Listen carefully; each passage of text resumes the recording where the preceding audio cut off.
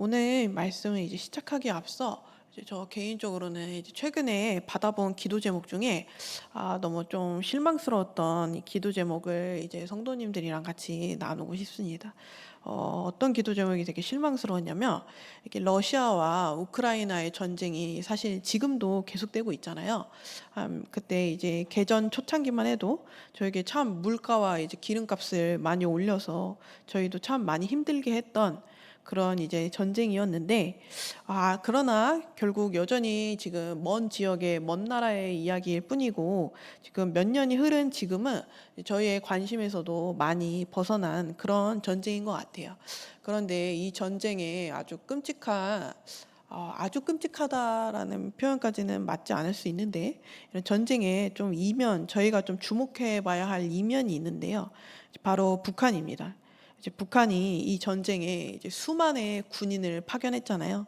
그리고 그 목숨값으로 이제 이 북한이 받은 금액이 무려 북한이 워낙 근데 많이 가난한 나라이다 보니까 이 목숨값으로 받은 이 금액이 거의 1년 북한의 GDP의 좀 수십 퍼센트에 달하더라고요. 막 10%이 정도가 아니라 워낙 이제 한 수십 조가 GDP였는데 한 10조가 넘는 이제 돈의 그런 외화를 이 전쟁으로 이제 벌어들였다고 해요.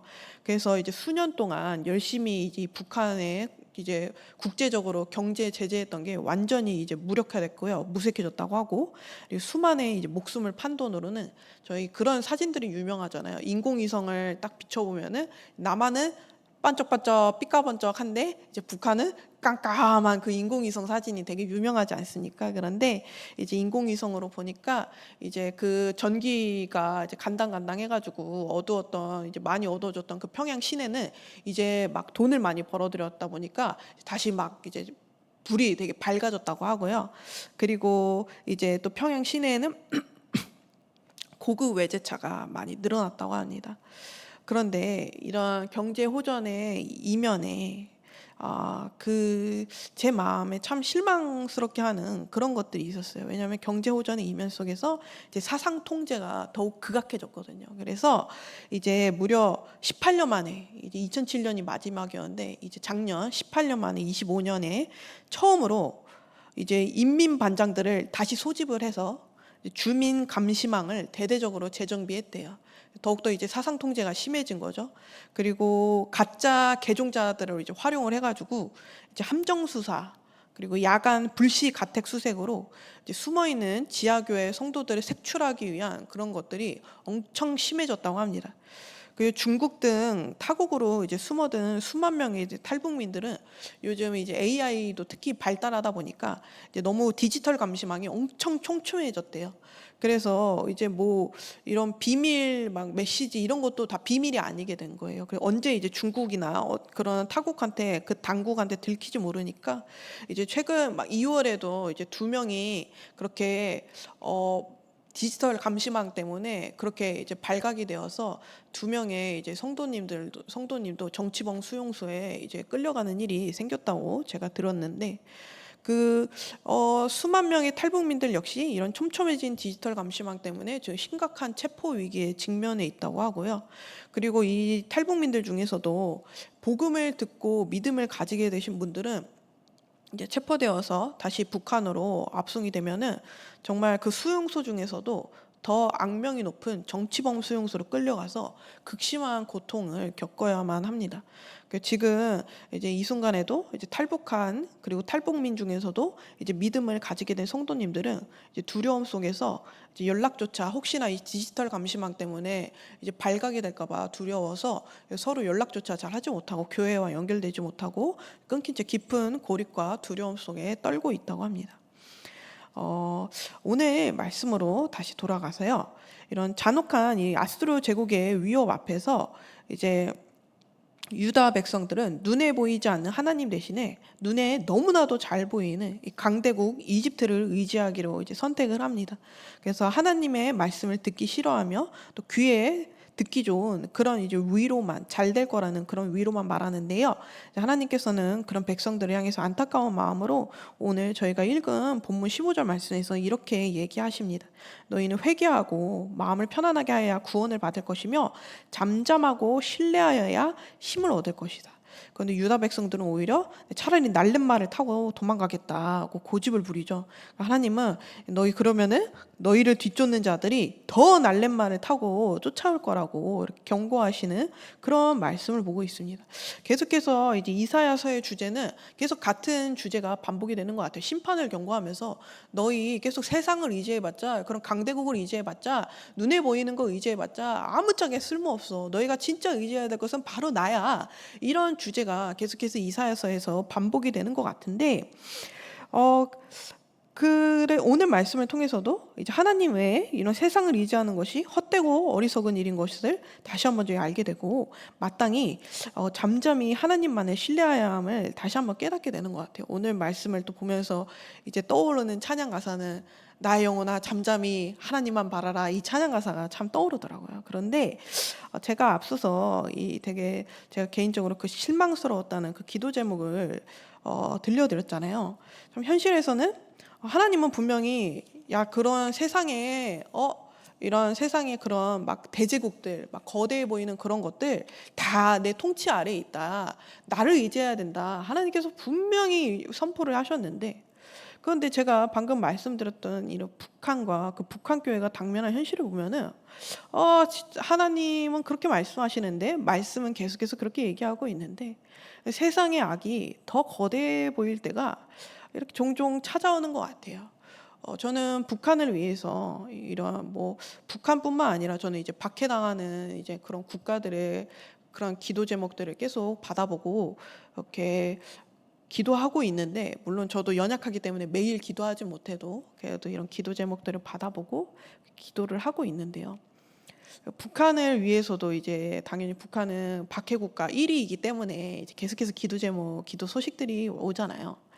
근데 이제 북한을 위해서 또 하나님께서 주시는 마음을 가지고 핍박받는 지하교회들을 위해서 매일은 아니더라도 그래도 이제 생각날 때 눈물 흘리며 이제 기도해 왔습니다. 그래서 하나님 언제가 되어야 이 나라 교회가 흘린, 이 나라의 성도님들이 흘린 이 피와 눈물이 하나님 언제가 되어야 열매를 맺겠습니까? 성도들이 체포당하고 끌려간다는 이 참담한 소식, 그리고 아직도 이제 수용소에 갇혀 있다는 그런 북한에 이제 들어갔던 선교사님, 목회자님들이 있으시거든요. 수용소에 한 6분이 이제 조선족 출신도 있으시고 탈북민 출신도 있으시고 6분이 이제 수용소에 아무 이제 살았는지 죽었는지 알지도 못한 채 지금 또 갇혀 계시다는 그런 소식이 있는데, 기도하다 보면은 하루속히 하루빨리 좀 이 북한이 좀 자유해져서 문이 열려서, 그리고 좀 이 교회와 성도님들이 흘린 피와 눈물이 좀 그 땀이 빨리 보답을 받았으면 좋겠다라고 이렇게 생각을 하며 기도하는데, 근데 이제 그 소식이 방금 들려드렸던 그 소식이 또 너무 실망스러운 거예요.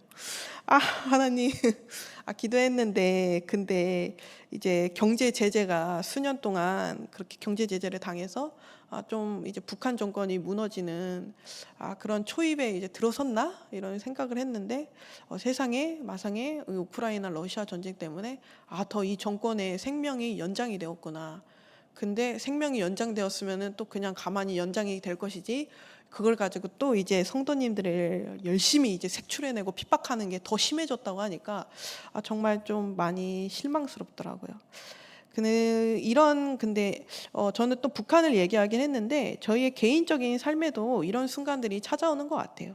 하나님께서는 계속해서 야 세상을 의지하지 마. 이 세상에 막 이런 막 그런 것들 다 이제 내 통치 아래 있어. 너희들은 그저 잠잠히 나를 바라봐. 이런 말씀을 주시지만 가끔 이렇게 또 종종 그래도 그럼에도 불구하고 이런 말씀을 알매도 불구하고 실망스러운 순간이 저희를 또 찾아오는 것 같습니다.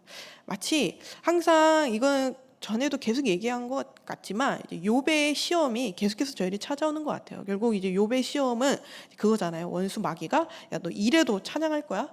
너 이래도 하나님이 너한테 이렇게 해도 네 삶이 이런데도 예배할래? 이렇게 조롱하는 것처럼 야, 너 이래도 계속 하나님 의지할 거야? 너 이래도 계속 진짜 잠잠히 하나님만 바라볼 거야? 뭔가 해야 되지 않겠어? 이렇게 저희를 조롱하며 속삭이는 때가 계속 저희를 다시 찾아오는 것 같아요. 근데 그럼에도 불구하고 결국 다시 한번 저희 이제 오늘 말씀의 결론으로 맺고 싶은 부분은 바로 그러할 때 저희 다시 한번 선포하는 자리로, 바로 찬양하는 자리로, 찬양의 자리로 저희가 나아가야 될 것 같습니다. 결국 이제 어제도 제가 또 실망스러운 마음을 가지고 이제 기도하는데 이제 또 찬양을 하는데 다시 한번 이제 억지로 또 다시 이제 믿음을 끌어올려서 이제 열심히 또 찬양을 했거든요. 하나님의 약속은 여전히 서 있습니다. 찬양 가사인데요. 하나님의 신실하심은 위대합니다. 여전히 하나님의 손안에 제가 있습니다. 이것이 저의 확신입니다. 주님은 결코 저를 실망시키지 않으셨습니다. 이게 바로 찬양 가사거든요. 주님은 저를 결코 실망시키지 않으셨습니다. 그렇기 때문에 이제 앞으로도 나를 실망시키지 않을 거라는 확신이 이 찬양 가사에 담겨 있는데, 저는 되게 실망스러울 때 이 찬양을 억지로 부르는 거예요. 이제 또 믿음으로 이제 막 이 찬양을 선포하다 보면은 다시 또 이제 눈물이 나면서 그래, 다시 한번 이제 하나님께서 믿음을 회복시켜 주시면서 다시 한번 또 소망을 주시면서 그래, 여전히 상황이 더 악화되는 것 같지만 그럼에도 불구하고 하나님께서는 반드시 산을 옮기시리라, 그렇게 믿음이 회복되며 또 다시 한번 나아가게 되는 것 같습니다. 그래서 이 찬양 가사가 계속해서 이어지는데요. 주님은 산을 옮기셨습니다. 제가 다시 그것을 보게 되리라 믿습니다. 주님은 길이 없는 곳에 길을 내셨습니다. 저는 그 광경을 다시 보게 되리라 믿습니다.